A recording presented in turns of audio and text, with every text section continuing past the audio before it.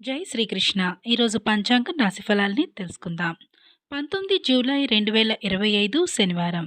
శ్రీ విశ్వావసు నామ సంవత్సరం, దక్షిణాయనం, గ్రీష్మ ఋతువు, ఆషాఢమాసం, బహుళపక్షం. ఇవాల్టి తిథి బహుళ నవమి మధ్యాహ్నం 1:29 వరకు.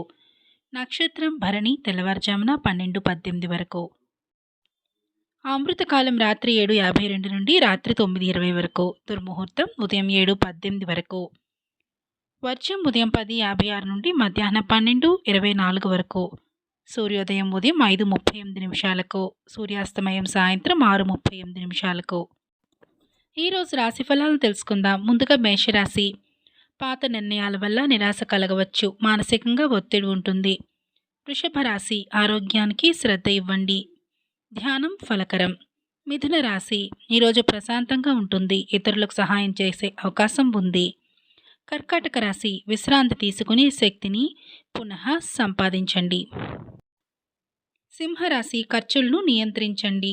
అవసరమైన అవసరాలపై మాత్రమే దృష్టి పెట్టండి. కన్యారాశి. ఆరోగ్యంగా ఉండాలంటే పనులను పంచుకోవటం మేలు చేస్తుంది. తులారాశి. సందేహాలు తగ్గించుకోండి. వ్యాపారంలో లాభాలకు దారితీస్తుంది. వృశ్చిక రాశి. ఓర్పుతో వ్యవహరించండి. ధనస్సు రాశి. విచారాన్ని పెంచుకోవద్దు. ఇది అభివృద్ధికి అదృష్టం. మకర రాశి. మీకు శాంతినిచ్చే పనుల్లో నిమగ్నమవ్వండి. కుంభరాశి. సమస్యలకు చిరునవ్వు మంచి మందు. చివరగా మీనరాశి. విచారం తగ్గించి ముందుకు సాగండి. ఈరోజు మనం ఒక చక్కని విషయాన్ని తెలుసుకుందాం. విష్ణు సహస్రనామ పఠన ఫలితాలను తెలుసుకుందాం. శరీర ఆరోగ్యం, మానసిక ప్రశాంతత లభిస్తాయి విష్ణు సహస్రనామం పఠించడం వలన. పాప పరిహారం జరుగుతుంది. భక్తి, వైరాగ్యం, జ్ఞానం పెరుగుతాయి. కుటుంబ శాంతి, ఐశ్వర్యం సిద్ధిస్తాయి. కాలభయం, దుఃఖం తొలగిపోతాయి.